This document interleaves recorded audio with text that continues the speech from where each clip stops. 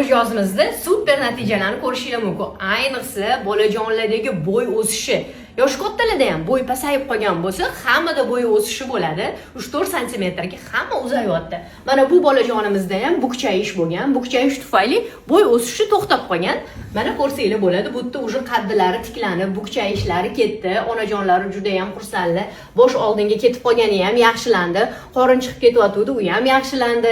Bukchayishi darajasini mana ko'ryapsizlar. Bu yerda уже tik holatda. Mana orqasidan ko'rganda ham bosh qanaqa oldinga ketib qolgan, juda ham xunuk ko'rinishli yuzaga kelgan, bo'ynida ham kriva sheyasi bo'lgan. Mana bu yerda qanaqa tik holatda chiroyli bo'lib turibdi.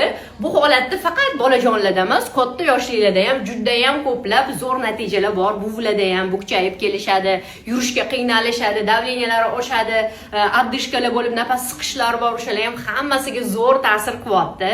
Bemalol yosh kattalar